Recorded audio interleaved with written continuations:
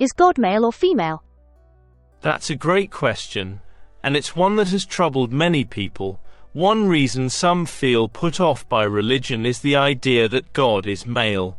Feminism has helped us see how culture often prioritizes the male perspective, and throughout history, societies have been structured around male authority, often leading to injustice for women. But doesn't the Bible often refer to God as male? In the Old Testament, God is mostly presented as male. However, this is partly due to how the texts were translated. In the 19th century, women like Sarah Grimke began questioning whether male translators could interpret Scripture without bias. Hebrew, the original language of the Old Testament, uses masculine grammatical forms for many objects that don't have a natural gender. So translators may have interpreted God as male partly because of linguistic structure and partly due to their own cultural perceptions. So is there any biblical support for a more feminine image of God? God is often described with traditionally understood masculine traits, like strength and authority, but there are also passages that compare God to a mother.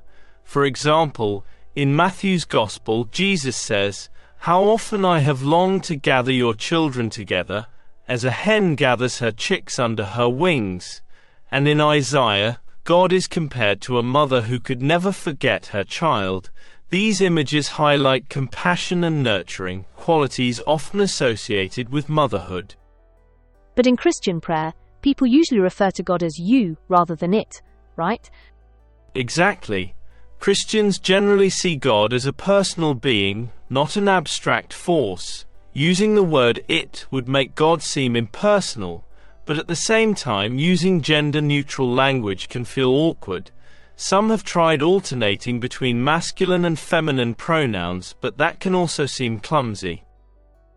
So do most Christians believe God has no actual gender?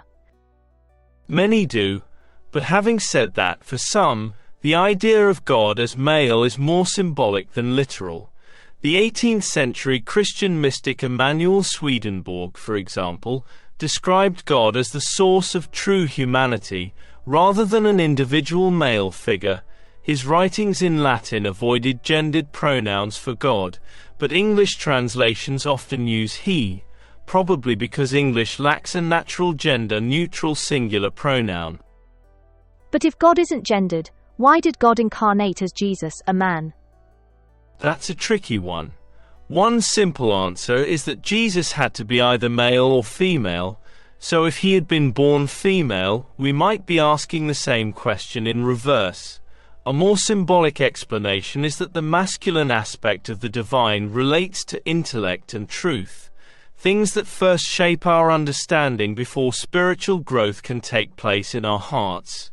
According to this view, God appearing as male was a temporary expression meant to help people grasp deeper spiritual truths. So in the end, does it even matter if we think of God as male or female? Perhaps not. What seems more important is that all people, regardless of gender, have the potential to reflect God's divinity in their own unique ways.